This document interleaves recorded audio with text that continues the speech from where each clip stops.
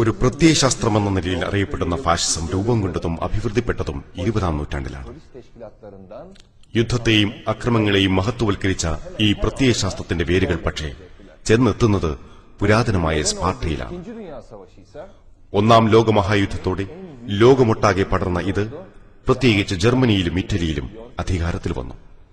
മാത്രമല്ല, ഇത് Spain, Japan തുടങ്ങിയ രാജ്യങ്ങളിലേക്കും വ്യാപിച്ചു. ഫാഷിസം മൂലം ഈ നാട്ടിലെ ജനങ്ങൾ പൈശാചികവും ഭയാനകവുമായ അവസ്ഥകൾ നേരിട്ടു. ഫാഷിസ്റ്റ് സ്വേച്ഛാധിപതികളുടെയും ഭരണം നിയന്ത്രിക്കുന്ന ഉദ്യോഗസ്ഥന്മാരുടെയും നിഷ്ഠൂരമായ കടന്നുകയറ്റം നിണമണിഞ്ഞ അക്രമങ്ങളുടെ ദിവസങ്ങളായി അക്കാലത്തെ മാറ്റി. രഹസ്യ പോലീസിന്റെയും ഫാഷിസ്റ്റ് സേനയുടെയും സഹായത്തോടെ സമൂഹത്തിന്റെ എല്ലാ മേഖലയിലേക്കും ഭീകരതയുടെ കരിനിഴൽ പടർത്തിയ ഇവർ ജനങ്ങളെ തളർത്തി.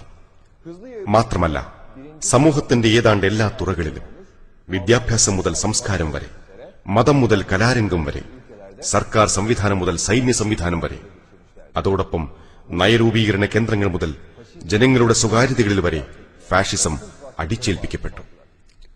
അന്തിമമായി ഫാസിസ്റ്റുകൾ തുടക്കം കുറിച്ച 2-ാം ലോകമഹായുദ്ധം 55 ദശലക്ഷം ആളുകളുടെ മരണത്തിന് കാരണമാകുകയും അങ്ങനെ അത് മനുഷ്യവംശത്തിന്റെ ചരിത്രത്തിലെ അതിഭീകരമായ അക്രമമായി മാറുകയും ചെയ്തു. ഈ ചലച്ചിത്രത്തിൽ ഫാഷിസത്തിന്റെ പരിചിതമായ കഥയോടൊപ്പം മറ്റു 2 കാര്യങ്ങൾ കൂടി നാം പരിശോധിക്കുന്നുണ്ട്. ഇതിലാദ്യത്തേത് ഫാഷിസ്റ്റ് തത്വശാസ്ത്രത്തിന്റെ ഉത്ഭവം പുരാതന പാഗൻ സംസ്കാരവുമായി ബന്ധപ്പെട്ടിരിക്കുന്നത് എങ്ങനെ എന്നതാണ്.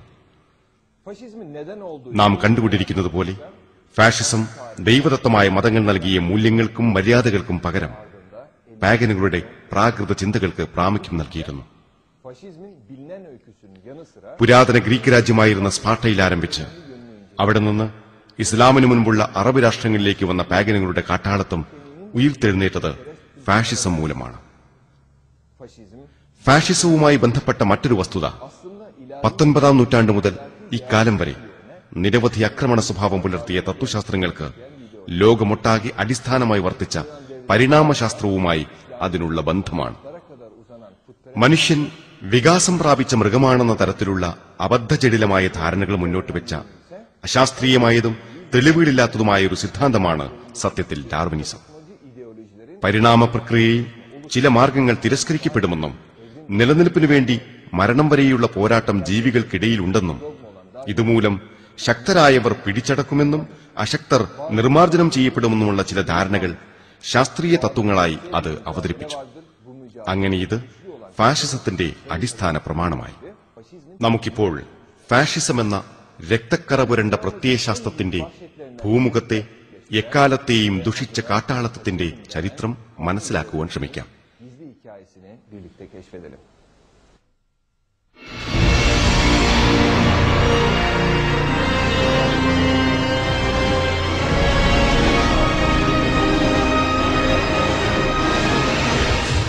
തൂൾ സമൂഹം.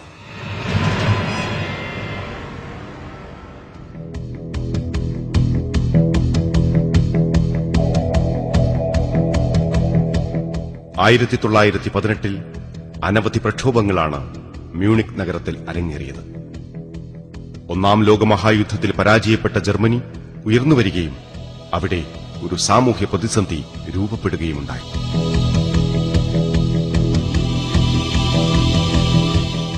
ഈ പ്രക്ഷോഭങ്ങൾ സർക്കാരിനെതിരെയുള്ള സായുധ വിപ്ലവത്തിലേക്ക് കാര്യങ്ങൾ നയിച്ചു. കേർട്ട് ഇസ്നർ എന്ന ജൂതവംശജനായ പത്രപ്രവർത്തകനും അദ്ദേഹത്തിന്റെ സോഷ്യൽ ഡെമോക്രാറ്റുകളായ അനുയായികളും ബ്രിട്ടീഷ് സൈന്യത്തിന്റെ സഹായത്തോടുകൂടി ഒരു അട്ടിമറി നടത്തി. ലുഡ്വിഗ് മൂന്നാമനും കുടുംബവും നാടുകടത്തപ്പെട്ടു. ഈസ്നർ പുതിയ സർക്കാരിൽ പ്രധാനമന്ത്രിയായി. പക്ഷേ രക്തരഹിത വിപ്ലവത്തിലൂടെ നേടിയ ഭരണമാറ്റം ജർമ്മനിക്ക് സ്ഥിരത കൈവരുത്തുമെന്ന് സ്വപ്നം കണ്ടവരെല്ലാം നിരാശരായി.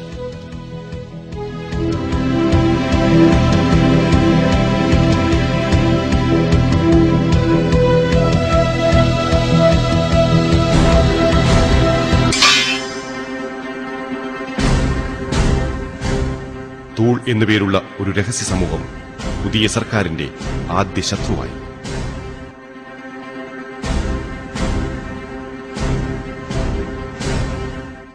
1918 റുഡോൾഫ് വോൺ സെബോട്ടൻഡോഫ് ആണ് തൂൾ എന്ന ഈ തികഞ്ഞ വർഗീയ സംഘടന സ്ഥാപിച്ചത്. സ്കാൻഡിനേവിയൻ പുരാണമനുസരിച്ചുള്ള ഇതിഹാസ സമാനമായ രാജവംശത്തിന്റെ പേരിൽ നിന്നാണ് തൂൾ എന്ന് ഈ സംഘടനയ്ക്ക് പേർ ലഭിച്ചത്. പുരാതന ജർമ്മൻകാർ ഈ നാട്ടിൽ നിന്നാണ് വന്നത്. തന്റെ വർഗീയ ആശയങ്ങൾക്കനുസരിച്ച് തൂൾ സമൂഹത്തെ രൂപപ്പെടുത്തുന്നതിന് സെബോട്ടൻഡോഫിനെ സഹായിച്ചത് മിസ്റ്റിസിസത്തിന് സ്വയം സമർപ്പിച്ച madam ബ്ലാവറ്റ്സ്കി, Guido von list, Adolf lance എന്നീ 3 പേർ ആയിരുന്നു. മാഡം ബ്ലാവറ്റ്സ്കി ജർമ്മൻകാരുടെ പിതാമഹന്മാരെന്ന് താൻ വിശ്വസിച്ചിരുന്ന ആര്യവംശക്കാർ ഉന്നത കുലജാതരാണെന്ന സിദ്ധാന്തം മുന്നോട്ട് വെച്ചു.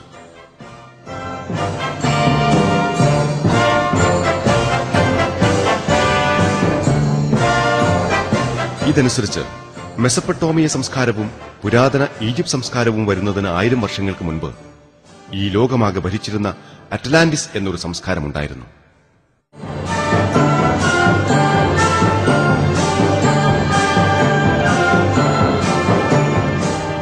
ഈ കൂട്ടത്തിൽപ്പെട്ടവർ ഉന്നത കുലജാതരും കുലീനരും ശുദ്ധവർഗക്കാരുമായിരുന്നെന്നും അഗ്നിപർവ്വതം പൊട്ടിയൊലിച്ചത് കാരണം ഭൂമുഖത്തുനിന്ന് ഇവർ തുടച്ചു മാറ്റപ്പെട്ടതാണെന്നും ബ്ലാവറ്റ്സ്കി കരുതി.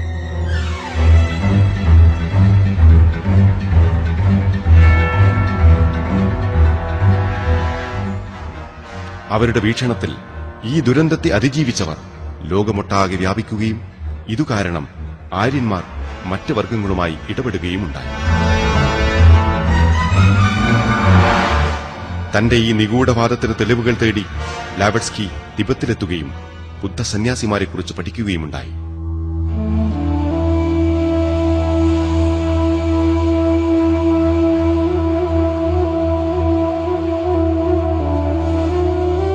ദ സീക്രട്ട് ഡോക്ട്രിൻ എന്ന തന്റെ പുസ്തകത്തിന്റെ പുറംചട്ടയിൽ അവർ ചേർത്തിരിക്കുന്ന സ്വസ്തിക എന്ന ചിത്രം പ്രത്യേക ശ്രദ്ധ അർഹിക്കുന്നു.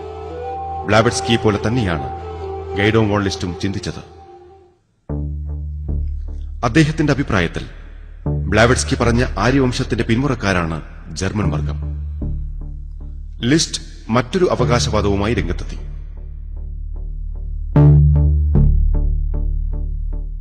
ആര്യവംശത്തിന്റെ പരിശുദ്ധി കാത്തുസൂക്ഷിക്കാൻ ചരിത്രത്തിന്റെ എല്ലാ ഘട്ടങ്ങളിലും ഫ്രീമേസൺസ്, നെൽസ് ടെംപ്ലാർ, റോസിക്രൂഷൻസ് എന്നിങ്ങനെയുള്ള രഹസ്യ സമൂഹങ്ങൾ ഉണ്ടായിരുന്നു.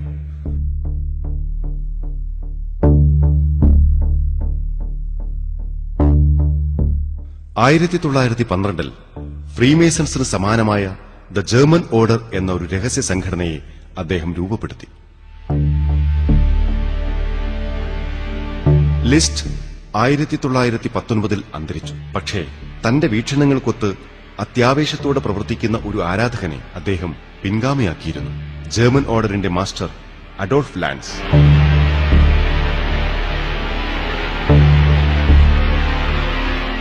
1899 ലാൻസ് ന്യൂ ടെംപ്ലാസ് എന്ന ഒരു ആരാധനാരീതി ആവിഷ്കരിക്കുകയും സ്വയം ഗ്രാൻഡ് മാസ്റ്ററായി പ്രഖ്യാപിക്കുകയും ചെയ്തിരുന്നു. ഇങ്ങനെയാണ് തീവ്രമായ വർഗീയവാദത്തിന്റെയും നൈറ്റ് ടെംപ്ലാസിന്റെയും സവിശേഷതകളെ ലാൻസ് കൂട്ടിച്ചേർത്തത്.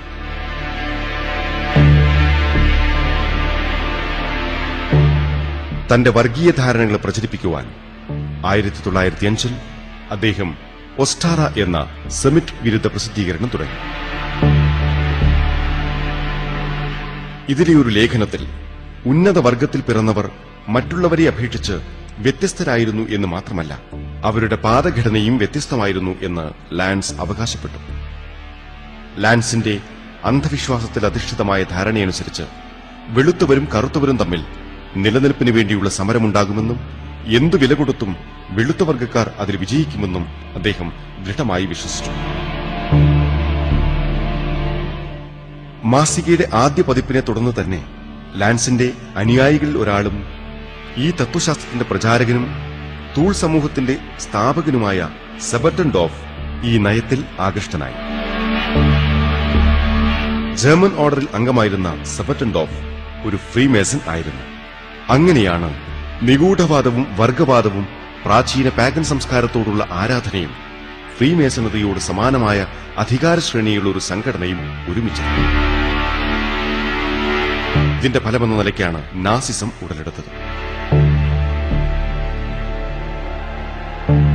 ക്രിസ്തുവിന് മുൻപുണ്ടായിരുന്ന പുരാതന ജർമ്മൻ പാഗൻ സംസ്കാരത്തിന്റെ ഉയിർത്തെഴുന്നേൽപ്പാണ് തൂൾ സമൂഹത്തിന്റെ പ്രത്യയശാസ്ത്രം.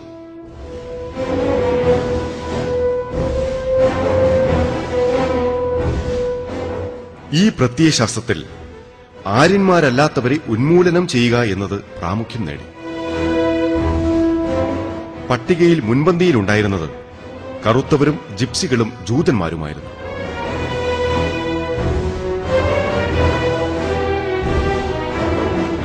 തൂൾ സമൂഹത്തിന്റെ ഒരു പ്രസിദ്ധീകരണത്തിൽ നിന്നുള്ള ഈ വാചകങ്ങൾ അതിന്റെ സൂചനയാണ്. ജൂതന്മാരെ തുറങ്ങിലടയ്ക്കുക, അത് രാജ്യത്ത് സമാധാനം കൊണ്ടുവരും. അതുകൊണ്ടാണ് തൂൾ നേതാവായ സെബട്ടുണ്ടോഫ് തന്റെ പരമ്പരാഗത എതിരാളിയായ ഹെർഡ് എയ്സ്നർ എന്ന ജൂതൻ വാഗ്ദാനം ചെയ്ത ചാൻസലർ പദവി നിരാകരിച്ചത്. ഇത് അദ്ദേഹം പരസ്യമായി ഇങ്ങനെ പ്രകടിപ്പിച്ചു: നാം പ്രാധാന്യം കൽപ്പിച്ചിരുന്നതും നാം വിശ്വസിച്ചിരുന്നതുമായ എല്ലാറ്റിനെയും തകർക്കുന്നതിന് ഇന്നലെ നമ്മൾ സാക്ഷികളായി. നമുക്ക് രക്തബന്ധമുള്ള രാജ്ഞിക്ക് പകരമായി നമ്മുടെ കൊടും ശത്രുക്കളായ ജൂതന്മാർ ഭരിക്കുന്നു. ഈ കലാപത്തിൽ നിന്ന് എന്താണുണ്ടാകുക എന്ന് നമുക്കറിയില്ല. എന്റെ കൈവശം അധികാരമുള്ളിടത്തോളം കാലം ഞാൻ തൂൾ വംശജരെ യുദ്ധത്തിലേക്ക് നയിക്കും. നമ്മുടേത് ജർമ്മൻ അച്ചടക്കമാണ്. ജർമ്മൻ എന്നാൽ കുലീനവും. വോൾവേദറാണ് നമ്മുടെ ദൈവം. നമ്മുടെ ചിഹ്നം ആര്യനാണ്. ആദ്യ തീനാളം, സൂര്യൻ, കഴുകൻ. ഇന്നു മുതൽ നമ്മുടെ ചിഹ്നം കഴുകനായിരിക്കട്ടെ. നമുക്ക് ജീവിക്കണമെങ്കിൽ മരിക്കേണ്ടി വന്നേക്കാമെന്ന് അത് നമ്മെ ഓർമ്മപ്പെടുത്തും.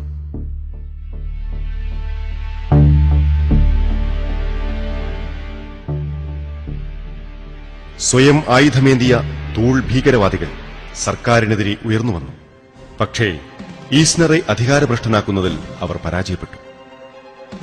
ചെറു കലഹങ്ങൾ നിറഞ്ഞ യുദ്ധക്കളമായി നഗരവീഥികൾ മാറി. പക്ഷേ തൂൾ നേതൃത്വത്തെ സംബന്ധിച്ചിടത്തോളം യഥാർത്ഥത്തിൽ ഇത് ഭാവിയിൽ സംഭവിക്കാവുന്നതിന്റെ ഒരു തികഞ്ഞ പരിശീലനം മാത്രമായിരുന്നു.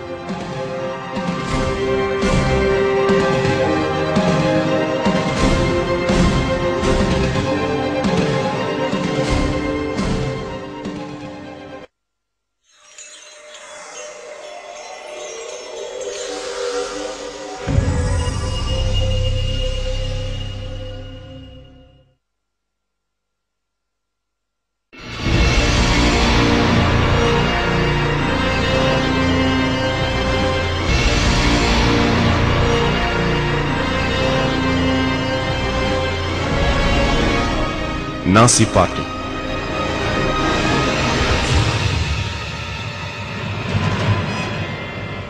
തൂൾ സമൂഹത്തിലെ ഭൂരിപക്ഷം അംഗങ്ങളും 1920 രൂപീകരിച്ച നാസി പാർട്ടിയിൽ ചേർന്നു. ഈ പാർട്ടിയുടെ സ്ഥാപകൻ സൈന്യത്തിലെ ചാരൻ എന്ന നിലയിൽ യോഗങ്ങൾക്ക് മേൽനോട്ടം വഹിച്ചിരുന്ന അഡോൾഫ് ഹിറ്റ്ലർ ആയിരുന്നു.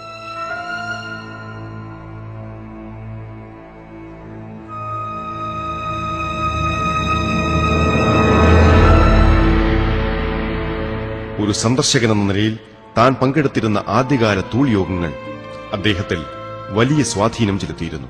പാഗൻ ദൈവശാസ്ത്രവും ഉയർന്ന വർഗത്തിന്റെ ഔന്നത്യം എന്ന സിദ്ധാന്തവും ഹിറ്റ്ലറിൽ വളരെ പെട്ടെന്ന് തന്നെ സ്വാധീനം ചെലുത്തുകയും അത് അദ്ദേഹത്തിന്റെ വീക്ഷണമായി മാറുകയും ഉണ്ടായി. ഇതിന്റെ ഫലമായി തൂൾ സമൂഹത്തിന്റെ ഒരു ശാഖയിൽ നിന്ന് നാസി പാർട്ടി അദ്ദേഹം രൂപീകരിച്ചു. തൂൾ സമൂഹത്തിലെ സുപ്രധാന അംഗങ്ങൾ പാർട്ടിയുടെ ഉന്നത സ്ഥാനങ്ങളിൽ പ്രതിഷ്ഠിക്കപ്പെട്ടു. റുഡോൾഫ് ഹെസ്, ഡേറ്റ്രിച്ച് എക്കാർട്ട്, ആൽഫ്രഡ് റോസൻബർഗ്, പിന്നെ അഡോൾഫ് ഹിറ്റ്ലറും. ലോകത്തെയാകെ മൂടിക്കെട്ടിയ ആ ഇരുട്ട് അങ്ങനെ പതുക്കെ വളരുകയായിരുന്നു.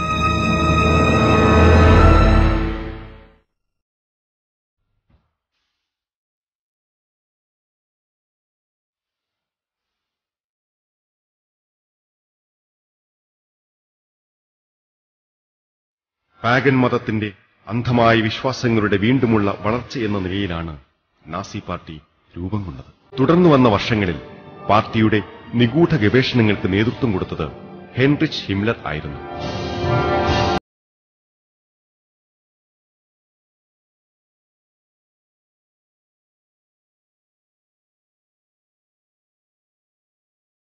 ഇതിഹാസത്തിൽ വിശ്വസിച്ചിരുന്ന അദ്ദേഹം 1937 ജർമ്മൻ ഗവേഷകരെ തിബത്തിലേക്കും പെറുവിലേക്കും പറഞ്ഞയച്ചു.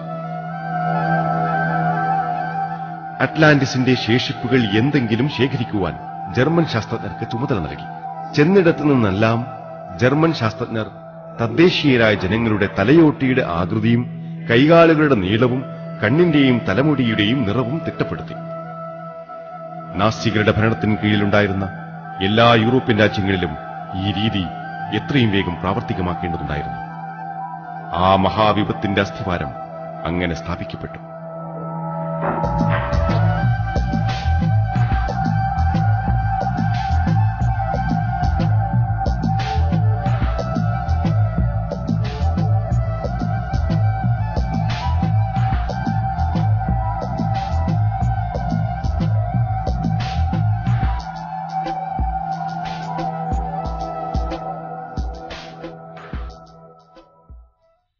നാസി പാർട്ടിയിലെ രണ്ടാമനെന്ന നിലയിൽ ഹെൻറിച്ച് ഹിംലർ വ്യക്തിപരമായി ജർമ്മൻ പാഗൻ സംസ്കാരത്തിന്റെ പുനരുജ്ജീവനത്തിനുള്ള ഒരു പ്രോജക്ടിന് നിർദ്ദേശം നൽകി. താൻ പുനരവതരിച്ചതാണെന്നും മുൻജന്മത്തിൽ ഹെൻറിച്ച് ഒന്നാമൻ രാജാവായിരുന്നെന്നും അദ്ദേഹം വിശ്വസിച്ചു പോന്നു.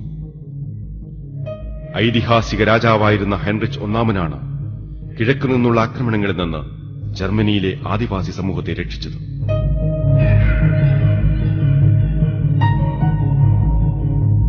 രാജാവിന്റെ ശവം അടക്കം ചെയ്തിരുന്ന ക്വിഡ്ലിൻബർഗ് കത്തീഡ്രൽ നാസികൾ വിശുദ്ധ സ്ഥലമായി പ്രഖ്യാപിച്ചു.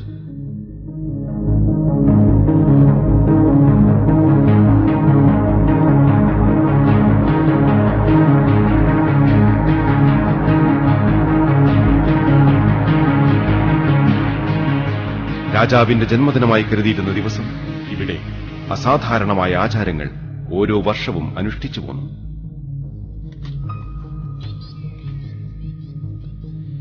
സ്വപ്നത്തിൽ താൻ രാജാവിനെ കണ്ടുവെന്നും ഈ പ്രയാസമേറിയ ദൌത്യത്തിന് രാജാവ് തനിക്ക് വഴി കാണിച്ചു തന്നുവെന്നും ഹിംലർ അവകാശപ്പെട്ടു. പാതിരാമണിയടിച്ചപ്പോൾ ചടങ്ങുകൾ അവസാനിച്ചു. പള്ളിയിലെ ഭൂമിക്കടിയിലെ അറയിൽ സ്വയം ബന്ധനസ്ഥനായി താൻ വിശ്വസിച്ചിരുന്ന തന്റെ പൂർവാത്മാവിലേക്ക് വിലയം പ്രാപിക്കുവാൻ ഹിംലർ ശ്രമിച്ചു. ജർമ്മനിയുടെയും ലോക ചരിത്രത്തിന്റെയും ഗതി മാറ്റിമറിക്കത്തക്ക നിലയിൽ ശക്തരായ നാസി പാർട്ടിയെ നയിച്ച ലോകാതുരമായ മാനസികാവസ്ഥ ഇതായിരുന്നു.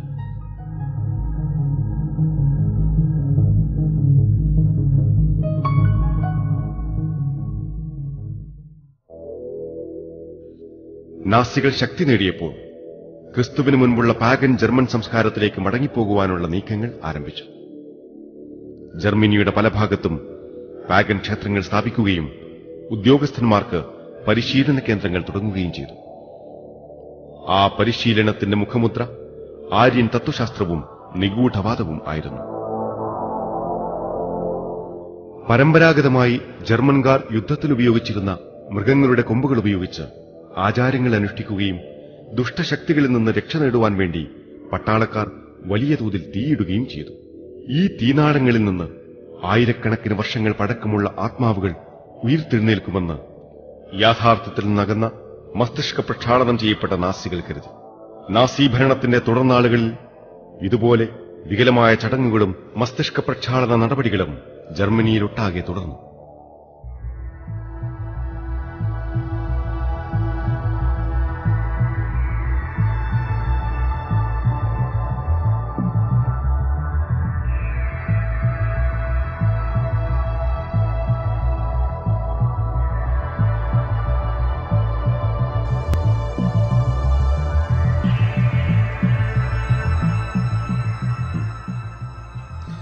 മസ്തിഷ്ക പ്രക്ഷാളനത്തിനു വേണ്ടിയുള്ള ശ്രമത്തിന്റെ ഭാഗമായുള്ള ഒരു രസകരമായ ചടങ്ങ് പുസ്തകങ്ങൾ കത്തിക്കലായിരുന്നു.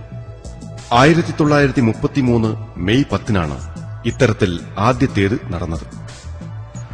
തങ്ങൾ നിരാകരിച്ച വിവരണമടങ്ങിയ പുസ്തകങ്ങൾ കത്തിക്കുവാൻ മസ്തിഷ്ക പ്രക്ഷാളനത്തിന് വിധേയരായ ജർമ്മൻ സർവകലാശാലയിലെ വിദ്യാർത്ഥികൾ ജർമ്മനിയിലും മറ്റ് പ്രധാന നഗരങ്ങളിലും ഒത്തുകൂടി.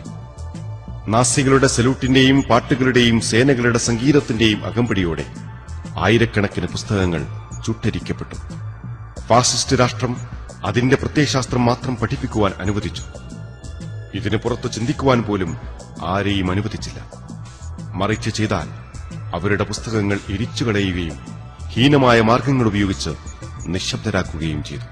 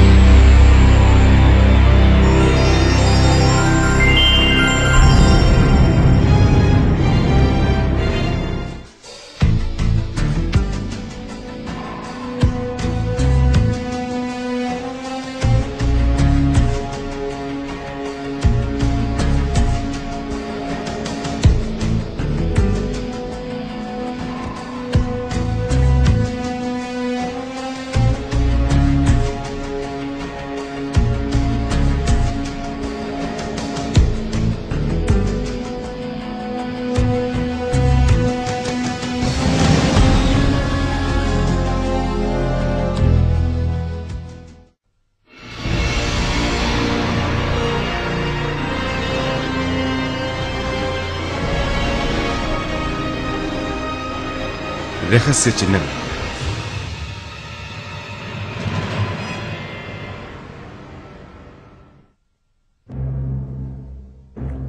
നാസി പ്രത്യയശാസ്ത്രം ഉപയോഗിച്ചിരുന്ന ചിഹ്നങ്ങളെ സംബന്ധിച്ച് അനവധി ഗവേഷണങ്ങൾ നടക്കുകയും ധാരാളം പുസ്തകങ്ങൾ എഴുതപ്പെടുകയും ഉണ്ടായി. ഈ ഗവേഷണങ്ങളുടെ ഫലം നിഗൂഢ ദൈവശാസ്ത്രമാണ് നാസി പ്രത്യയശാസ്ത്രത്തിന്റെ അടിസ്ഥാനമെന്ന് വ്യക്തമാക്കുകയുണ്ടായി. ഏറ്റവും പ്രസിദ്ധമായ നാസി ചിഹ്നം പാർട്ടിയുടെ ചിഹ്നമായിരുന്ന സ്വസ്തിക ആയിരുന്നു. സ്വസ്തിക പാർട്ടിയുടേതായ ഒരു കണ്ടുപിടുത്തമോ ഒരു പുതിയ ചിഹ്നമോ ആയിരുന്നില്ല. ഒസ്റ്റാറ എന്ന മാഗസിനിൽ അഡോൾഫ് ലാൻസ് ധാരാളമായി ഉപയോഗിച്ചിരുന്ന പാഗൻ വംശജരുടെ അടയാളം ആ മാഗസിനെ നന്നായി പിന്തുണച്ചിരുന്ന നാസികൾ പകർത്തുകയും അതിനെ അവർ തങ്ങളുടെ ഔദ്യോഗിക ചിഹ്നമാക്കുകയുമായിരുന്നു. തുടർന്നു വന്ന വർഷങ്ങളിൽ ഈ ചിഹ്നങ്ങളിലൂടെ അടയാളപ്പെടുത്തപ്പെട്ട എല്ലാ ഉദ്യോഗസ്ഥന്മാരും മുദ്രമോതിരം മുതൽ ചുവർ അലങ്കാരങ്ങൾ വരെ എല്ലായിടത്തും ഈ ചിഹ്നം ഉപയോഗിക്കേണ്ടി വന്നു. പുരാതന പാഗൻ സംസ്കാരം പുനരാവിഷ്കരിച്ച എല്ലാ ചടങ്ങുകളും വമ്പിച്ച ആഘോഷങ്ങളാക്കി തീർത്തു.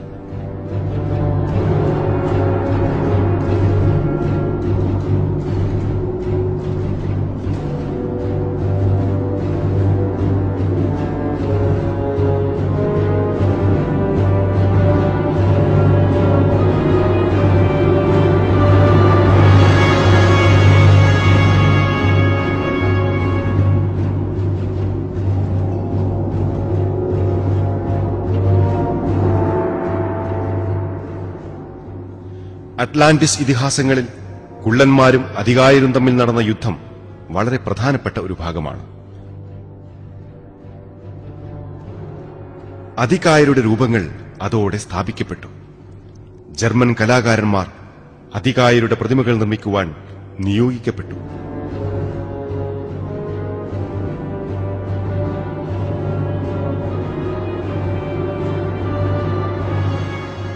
ഇത്തരം സ്ഥലങ്ങൾ 5 ലക്ഷത്തോളം ആളുകൾക്ക് സമ്മേളനം നടത്താൻ പാകത്തിൽ ഹിറ്റ്ലറുടെ വാസ്തുവിദഗ്ധർ രൂപകൽപ്പന ചെയ്തു. തന്റെ സ്വപ്നങ്ങളിൽ നിറഞ്ഞ തന്റെ അറ്റ്ലാന്റിസുമായി ബന്ധപ്പെട്ട കിനാവുകളിൽ സ്ഥിരമായി നിലനിന്നിരുന്ന ആ വമ്പൻ കെട്ടിടങ്ങളുടെ മുമ്പിൽ ഹിറ്റ്ലർ ഏറെ സമയം ചെലവഴിച്ചിരുന്നു.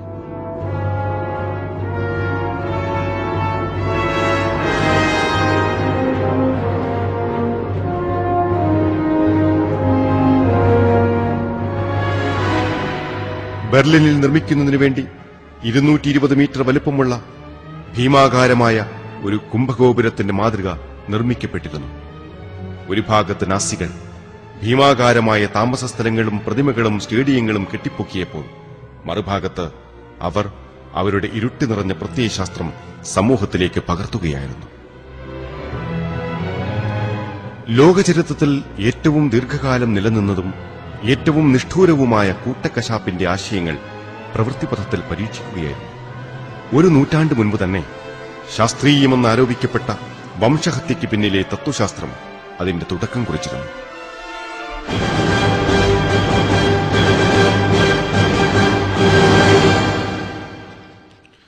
നമ്മൾ ഇതുവരെ കണ്ടത് നാസിസം എങ്ങനെയാണ് പാഗൻ വിശ്വാസങ്ങളുമായി ബന്ധപ്പെട്ടിരിക്കുന്നത് എന്നാണ്.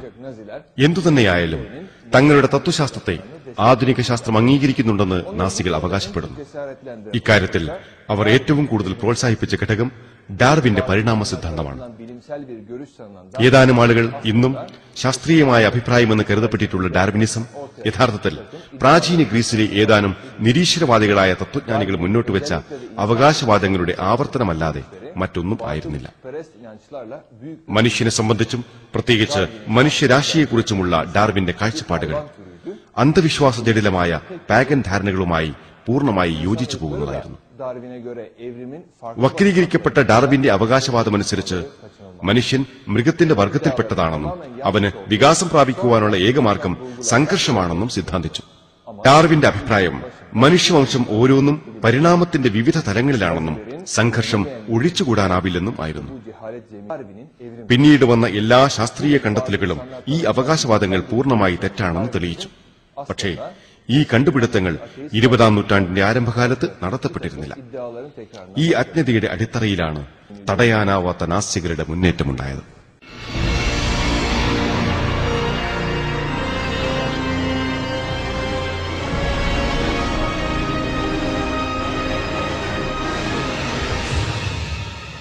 ഡാർവിനും ഗാൽട്ടൺ.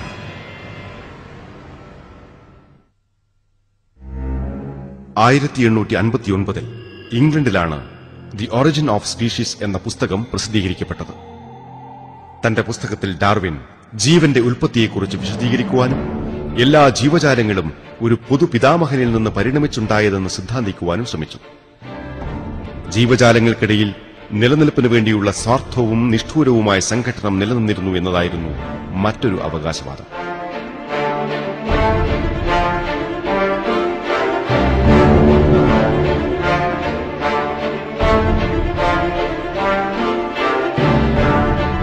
അദ്ദേഹത്തിന്റെ പുസ്തകത്തിന്റെ പേർ ഈ ധാരണകൾ വ്യക്തമാക്കുന്നുണ്ട്.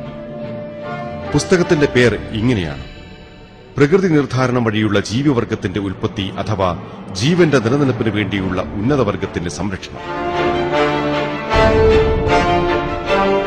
ഡാർവിന്റെ മറ്റൊരു പുസ്തകമായ ദ ഡിസെന്റ് ഓഫ് മാനിൽ വംശീയതയാണ് മുഴുക്കെയുള്ള ഉള്ളടക്കം. അദ്ദേഹത്തിന്റെ കാഴ്ചപ്പാടിൽ ചില വർഗങ്ങൾ മറ്റു ചിലതിനെ അപേക്ഷിച്ച് പരിണാമം പ്രാപിച്ചിരുന്നു. ഏഷ്യക്കാരും തുർക്കികളും കറുത്ത വർഗക്കാരും ഏകദേശം മനുഷ്യക്കുരങ്ങുകളുടെ അതേ നിലയിലായിരുന്നു. മാത്രമല്ല, പരിണാമ നിയമമനുസരിച്ച് അശക്തരായവർ ഭൂമിയിൽ നിന്ന് നീക്കം ചെയ്യപ്പെടും. തന്റെ പുസ്തകത്തിന്റെ ആദ്യ അധ്യായങ്ങൾ മൃഗങ്ങളുടെ പ്രസവവുമായി ബന്ധപ്പെട്ട വിഷയത്തിന് അദ്ദേഹം നീക്കിവച്ചു. ഉൽപാദനശേഷി കൂടിയ ഇനം കുതിരകൾ ഉണ്ടാകുവാൻ തികഞ്ഞ ആരോഗ്യമുള്ളവയെ മാത്രമേ ഉൽപാദന പ്രക്രിയയെ അനുവദിക്കാവൂ എന്നും ഇത് കീഴ്പോട്ട് തലമുറകളായി തുടരേണ്ടതുണ്ടെന്നും അദ്ദേഹം എഴുതിവച്ചു. ദ ഡിസെന്റ് ഓഫ് മാൻ എന്ന പുസ്തകത്തിൽ ഒരു പടികൂടി കടന്ന് ഈ രീതി മനുഷ്യരിലും പ്രാവർത്തികമാക്കാമെന്ന് അദ്ദേഹം അഭിപ്രായപ്പെട്ടു.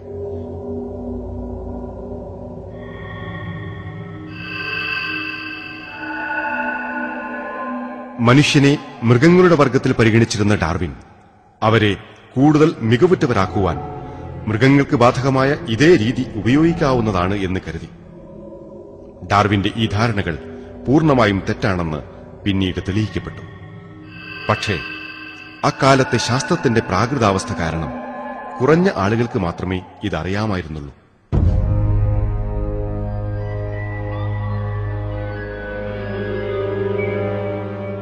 അതേ സമയത്താണ് ഡാർവിന്റെ തീവ്ര ഭക്തനും അനുയായിയുമായ ഒരാൾ ഉയർന്നു വന്നത്. ഇത് ഡാർവിന്റെ അനന്തരവനായ ഫ്രാൻസിസ് ഗാൽട്ടൺ ആയിരുന്നു.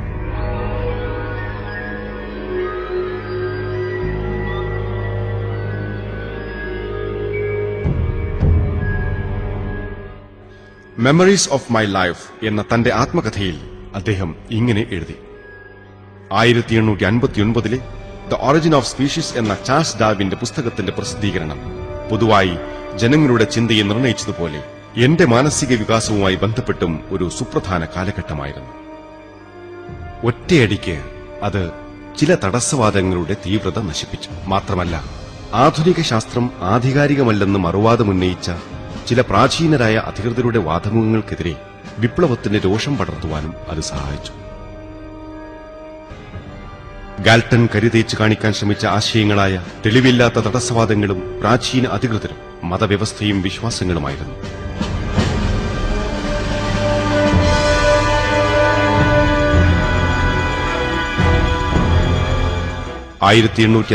ലാണ് ഹെറിഡിറ്ററി ജീനിയസ് എന്ന പുസ്തകത്തിൽ ഗാൽട്ടൺ തന്റെ വർഗപരമായ ആശയങ്ങൾ പ്രസിദ്ധീകരിച്ചത്. ഈ പുസ്തകത്തിൽ ഗാൽട്ടൺ മറ്റു രാജ്യത്തുള്ള ജനങ്ങളെ അപേക്ഷിച്ച് ഇംഗ്ലീഷുകാരുടേത് ഔന്നത്യമുള്ള രക്തമാണെന്ന ധാരണ നിലനിർത്തി. ഗാൽട്ടന്റെ വീക്ഷണത്തിൽ ഈ രക്തം സംരക്ഷിക്കുവാൻ ചില നടപടികൾ വേണ്ടിവരും എന്നും ഉണ്ടായിരുന്നു. ഇങ്ങനെ ഏറ്റവും ശ്രേഷ്ഠമായ മനുഷ്യവർഗം ഉണ്ടാക്കിയെടുക്കാം.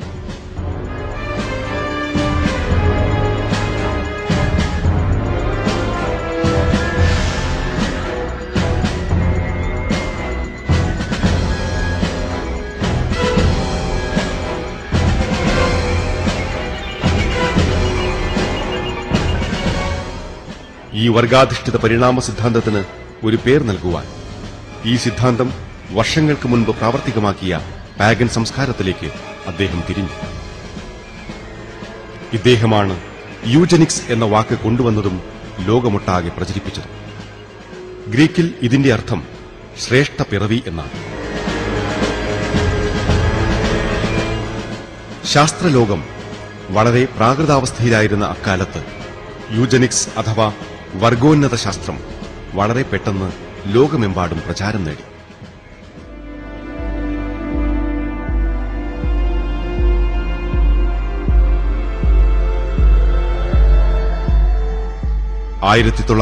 ൽ ലണ്ടനിലെ യൂണിവേഴ്സിറ്റി കോളേജിന്റെ സ്റ്റാറ്റിസ്റ്റിക്സ് വിഭാഗത്തിന് കീഴിൽ യൂജനിക്സ് വിദ്യാഭ്യാസ സൊസൈറ്റി രൂപീകരിക്കപ്പെട്ടു.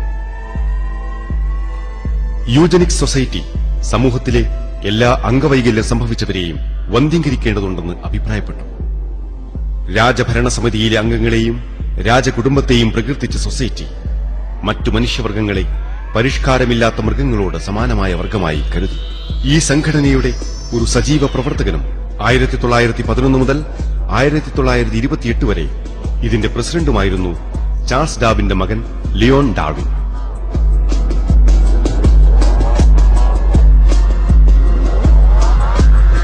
ബ്രിട്ടനു ശേഷം യൂജനിക്സ് അമേരിക്കയിലും പ്രചാരം നേടുവാൻ തുടങ്ങി. 1920കളിലും 30കളിലുമായി ഒട്ടേറെ പരസ്യകോലാഹലങ്ങൾ പരിണാമവാദികൾ ഈ വിഷയത്തിൽ അവതരിപ്പിച്ചു. അമേരിക്കയിലെ ഏതാനും സ്റ്റേറ്റുകളിൽ വന്ധ്യംകരണ നിയമം എന്ന പേരിൽ നിയമം തന്നെ കൊണ്ടുവന്നു.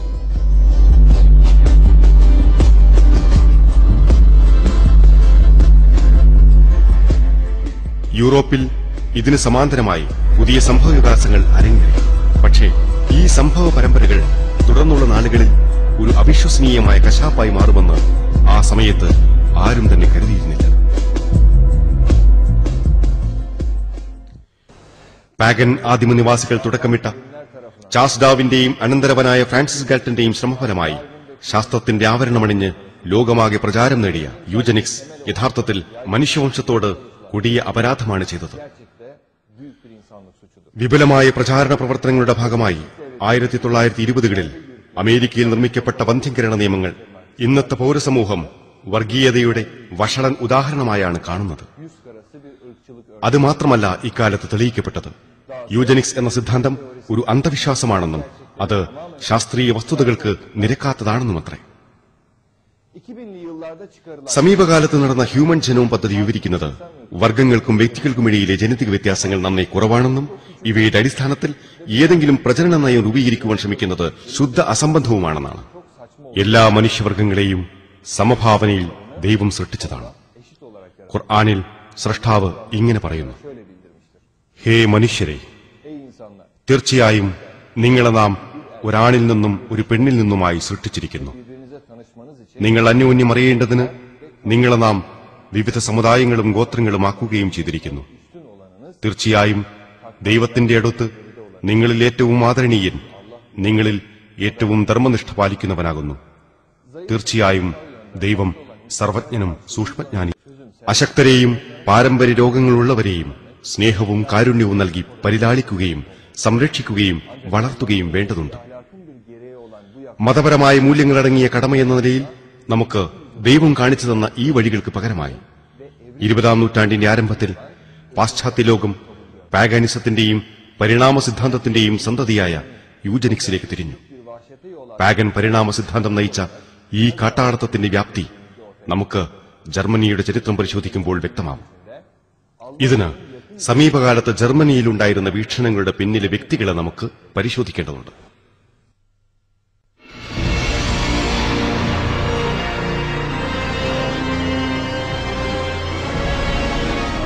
ഭീകരതയെ പ്രകീർത്തിച്ച ദുഷ്ടമനസ്സിന്റെ ഉടമ നീഷെ.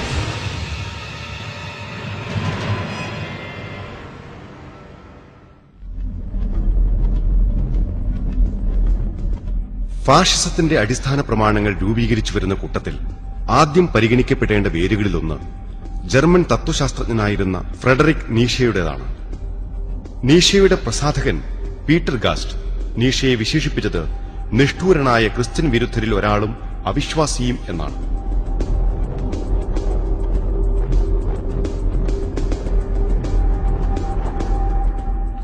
നീഷയ്ക്ക് ക്രിസ്തുമതത്തിന്റെയും ഇസ്ലാമിന്റെയും ജൂതമതത്തിന്റെയും ധാർമ്മിക വീക്ഷണങ്ങളോട് പ്രത്യേകമായ വെറുപ്പുണ്ടായിരുന്നു.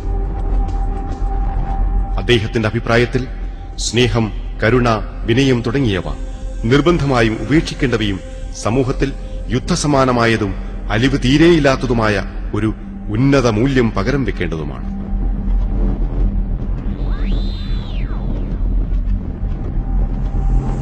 ദസ് സ്പീക്ക് സരാതുസ്ട്ര എന്ന പുസ്തകത്തിൽ അദ്ദേഹം എഴുതപ്പെട്ടതിൽ ഞാൻ ഏറെ സ്നേഹിക്കുന്നത് ഒരുവൻ രക്തം കൊണ്ട് എഴുതിയവയാണ്. രക്തം കൊണ്ട് എഴുതൂ, എന്നാൽ നിങ്ങൾ രക്തത്തിന്റെ വീര്യം അനുഭവിച്ചറിയും. നീഷയും ഒരു വർഗവാദിയായിരുന്നു. മനുഷ്യവംശത്തിന്റെ ഒരു ഭാഗത്ത് അടങ്ങിയിരിക്കുന്നത് അതിമാനുഷികതയാണ്, മറുഭാഗത്തുള്ളവർ അതിനെ പരിപാലിക്കുകയും അനുസരിക്കുകയുമാണ് ചെയ്യേണ്ടത് എന്ന അഭിപ്രായം അദ്ദേഹം നിലനിർത്തി. നീഷയുടെ അക്രമത്തിൽ അധിഷ്ഠിതമായ വർഗവീക്ഷണങ്ങൾ അദ്ദേഹത്തിന്റെ സമകാലികനായിരുന്ന ചാൾസ് ഡാർവിന്റെ വീക്ഷണങ്ങളോട് ഏറെ സാമ്യത പുലർത്തിയിരുന്നു.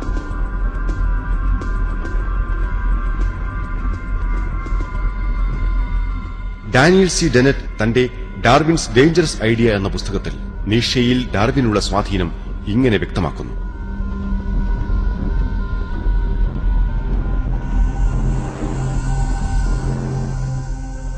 പ്രപഞ്ച സംബന്ധമായ വിഷയങ്ങളിൽ ഡാർവിന്റെ സന്ദേശം ഫ്രെഡറിക് നീഷെ ശ്രദ്ധിച്ചു. നീഷെ അസ്തിത്വവാദത്തിന്റെ പിതാവാണെങ്കിൽ തീർച്ചയായും ഡാർവിൻ അതിന്റെ മുത്തച്ഛനെന്ന് വിളിക്കപ്പെടാൻ യോഗ്യനാണ്.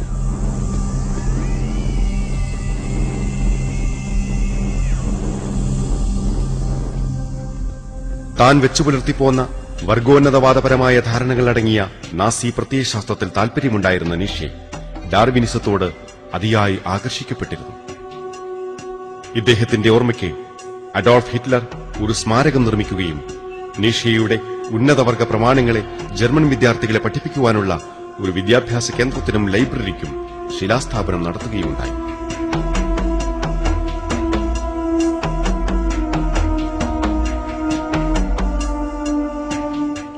തന്റെ പ്രത്യയശാസ്ത്രം പോലെ തന്നെ ഇരുണ്ടതായിരുന്നു നീഷയുടെ ജീവിതവും. മാനസിക രോഗം പിടിപെട്ട അദ്ദേഹം 49-ാമത്തെ വയസ്സിൽ മരണപ്പെട്ടു. ഈ ഭയപ്പെടുത്തുന്ന ദുർവിധി കാലങ്ങളായി ദൈവത്തെ തള്ളിക്കളയുന്നവർക്ക് സംഭവിച്ച ദാരുണമായ അന്ത്യത്തെ ഓർമ്മപ്പെടുത്തുന്നു. സത്യനിഷേധത്തിലേക്ക് ധൃതിപ്പെട്ട് മുന്നേറിക്കൊണ്ടിരിക്കുന്നവർ നിന്നെ ദുഃഖിപ്പിക്കാതിരിക്കട്ടെ. തീർച്ചയായും അവർ ദൈവത്തിന് ഒരു ദ്രോഹവും വരുത്താൻ പോകുന്നില്ല. പരലോകത്തിൽ അവർക്ക് ഒരു പങ്കും കൊടുക്കാതിരിക്കാൻ ദൈവം ഉദ്ദേശിക്കുന്നു. കനത്ത ശിക്ഷയാണ് അവർക്കുള്ളത്. തീർച്ചയായും സത്യവിശ്വാസം വിറ്റ് സത്യനിഷേധം വാങ്ങിയവർ ദൈവത്തിന് ഒരു ദ്രോഹവും വരുത്താൻ പോകുന്നില്ല. വേദനയേറിയ ശിക്ഷയാണ് അവർക്കുള്ളത്. സത്യനിഷേധികൾക്ക് നാം സമയം നീട്ടിക്കൊടുക്കുന്നത് അവർക്ക് ഗുണകരമാണെന്ന് അവർ ഒരിക്കലും വിചാരിച്ചു പോകരുത്. അവരുടെ പാപം കൂടിക്കൊണ്ടിരിക്കാൻ വേണ്ടി മാത്രമാണ് നാം അവർക്ക് സമയം നീട്ടിക്കൊടുക്കുന്നത്. അപമാനകരമായ ശിക്ഷയാണ് അവർക്കുള്ളത്.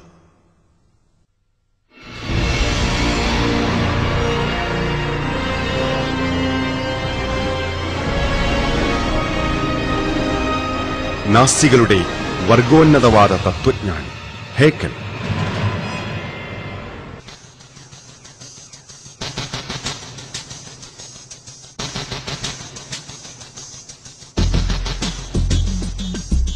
ഫ്രെഡറിക് നീഷയ്ക്ക് ശേഷം ജർമ്മനിയിലെ ഏറ്റവും കൂടുതൽ അറിയപ്പെട്ട ഡാർവിനിസ്റ്റും യൂജനിക്സിന്റെ അന്ധമായ അനുയായിയുമായിരുന്നത് ഏൺസ്റ്റ് ഹേക്കൽ എന്ന ജീവശാസ്ത്രകാരനായിരുന്നു.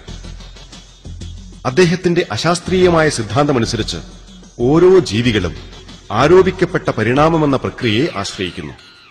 ഇത് അവരുടെ പൂർവ്വതലമുറയിൽപ്പെട്ടവർ അനുഭവിക്കുന്നതും മാതാക്കളുടെ ശരീരത്തിൽ വെച്ച് തന്നെ വികാസം പ്രാപിക്കുന്നതുമാണ്.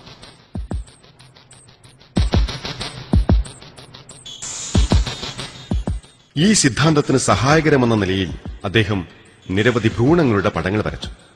എന്തായാലും പിന്നീട് വന്ന വർഷങ്ങളിൽ ആ ചിത്രങ്ങളിൽ നിരവധി മനഃപൂർവമായ വളച്ചൊടിക്കലുകളുണ്ടെന്നും അദ്ദേഹത്തിന്റെ സിദ്ധാന്തം ഒരു ശാസ്ത്രീയ വഞ്ചനയല്ലാതെ മറ്റൊന്നല്ലെന്നും തെളിയിക്കപ്പെട്ടു. ഹേക്കലിന്റെ വ്യാജശാസ്ത്രത്തിന്റെ മറ്റൊരു ഉദാഹരണമാണ് യൂജനിക്സുമായി ബന്ധപ്പെട്ട സിദ്ധാന്തം.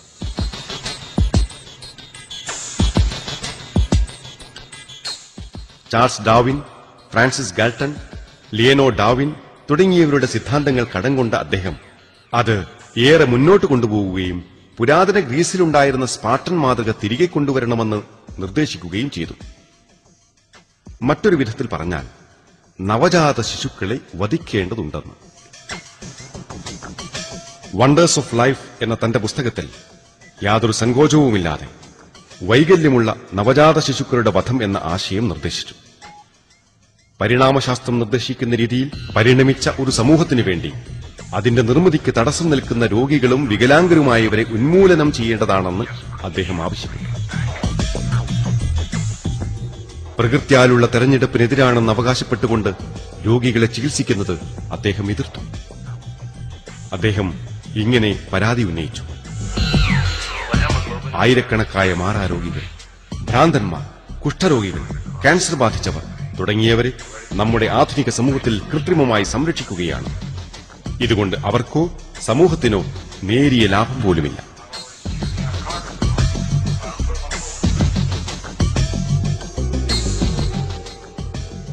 ഇത്തരം വ്യക്തികളുടെ വിധി നിശ്ചയിക്കുവാൻ ഒരു കമ്മീഷനെ നിയോഗിക്കേണ്ടതാണെന്ന് അദ്ദേഹം നിർദ്ദേശിച്ചു. ഈ കമ്മീഷന്റെ തീരുമാനമനുസരിച്ച് പാപികളിൽ നിന്നുള്ള മോചനം നടപ്പിലാക്കുവാൻ വേദനയൊട്ടുമില്ലാത്ത എന്തെങ്കിലും വിഷത്തിന്റെ ഒരു ഡോസ് നൽകാവുന്നതാണെന്നും അദ്ദേഹം അഭിപ്രായപ്പെട്ടു. ഹെക്കൽ തന്റെ തത്വശാസ്ത്രത്തിന് അടിസ്ഥാനമായി സ്വീകരിക്കപ്പെട്ട ഈ കാട്ടാളത്തം തുടർന്ന് നാസി ജർമ്മനിയിൽ പ്രാവർത്തികമാക്കപ്പെട്ടു. നമ്മൾ ഈ ചിത്രത്തിൽ ഇതുവരെ കണ്ടുകൊണ്ടിരുന്നത് ഫാസിസത്തിന് അസ്ഥിവാരമിടുന്ന ദൃശ്യങ്ങളാണ്.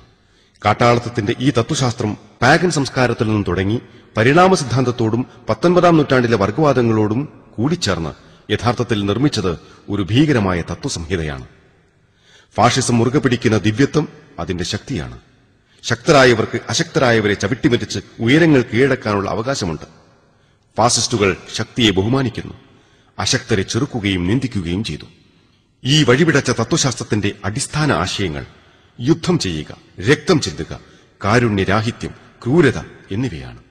വടക്കേ യൂറോപ്പിലെ കാട്ടാളന്മാരായ പാഗൻ ആദിമവർഗക്കാർക്കിടയിലും റോമൻ സാമ്രാജ്യത്തിന്റെ ചില മണ്ഡലങ്ങളിലും സ്പാർട്ടയിലും ഉയർക്കൊണ്ട ഈ വഴിപിടച്ച മാനസികാവസ്ഥയ്ക്ക് പകരമായി ദൈവം മതത്തിലൂടെ നമുക്ക് വ്യക്തമാക്കി തന്ന മനോഹരമായ മൂല്യബോധമുണ്ട്.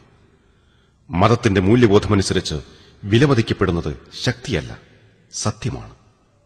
മനുഷ്യജന്മത്തിന്റെ മൂല്യം നിശ്ചയിക്കേണ്ടത് ദൈവം വെളിപ്പെടുത്തി തന്ന സത്യത്തിന് അനുഗുണമായി ജീവിക്കുന്നുണ്ടോ എന്ന് നോക്കിയാവണം, അല്ലാതെ അവന്റെ ശക്തി നോക്കിയാവരുത്. ശക്തരെ ഏൽപ്പിച്ചിരിക്കുന്നത് അശക്തരോട് മര്യാദയും കരുണയും പ്രകടിപ്പിക്കാനാണ്, അവരെ ഞെരുക്കുവാനും അടിച്ചമർത്തുവാനുമല്ല. ഒരു മനുഷ്യന്റെ കടമ അശക്തനെ സംരക്ഷിക്കുകയും അവനോട് ദയയോടും സഹവർത്തിത്വത്തോടും ഇടപെടുകയുമാണ്, അല്ലാതെ ക്രൂരതയും കാരുണ്യമില്ലായ്മയും കാണിക്കുകയല്ല. നമ്മുടെ അടുത്ത ചലച്ചിത്രത്തിൽ നാം കാണാൻ പോകുന്നത് ഫാഷിസം ജർമ്മനിയിൽ അധികാരം പിടിച്ചടക്കിയ സാഹചര്യങ്ങളും ആ പിടിച്ചടക്കലിന്റെ അനന്തര ഫലങ്ങളുമാണ്. ആര്യവർഗം വക്രീകരിച്ച ആ തത്വശാസ്ത്രം ചെയ്ത കശാപ്പുകൾ നമുക്ക് ഉഗ്രഭീതിയോടെ ഇവിടെ കാണാം. ഈ വഴിപിടച്ച പ്രത്യയശാസ്ത്രം ലോകമൊട്ടാകെ കരിനിഴൽ വീഴ്ത്തിയത് എങ്ങനെയെന്നും ഇതോടൊപ്പം നമുക്ക് കാണാം. 2-ാം ലോകമഹായുദ്ധത്തോടെ ഈ കാട്ടാളത്തത്തിന്റെ പ്രത്യയശാസ്ത്രം അവസാനിച്ചു എന്ന് നമ്മെ വിശ്വസിപ്പിച്ചത് എങ്ങനെയെന്നും യഥാർത്ഥത്തിൽ പരാജയത്തെ അതിജീവിച്ച ഇത് ഇപ്പോഴും നാൾക്കുനാൾ കൂടുതൽ ശക്തമായിക്കൊണ്ടിരിക്കുന്നത് എങ്ങനെയെന്നും നമുക്ക് കാണാം. ഫാഷിസ്റ്റ് രാഷ്ട്രീയക്കാരും പട്ടാളവും ആഫ്രിക്ക മുതൽ യൂറോപ്പ് വരെ നടത്തിയിട്ടുള്ള കൊലപാതകങ്ങളെ ഞങ്ങൾ വിശദമാക്കാം. അതോടൊപ്പം ലോകമാകെ ഭീഷണിയായി വളരുന്ന ഈ കറുത്ത പ്രത്യയശാസ്ത്രത്തിനുള്ള പ്രതിവിധി എന്താണെന്നും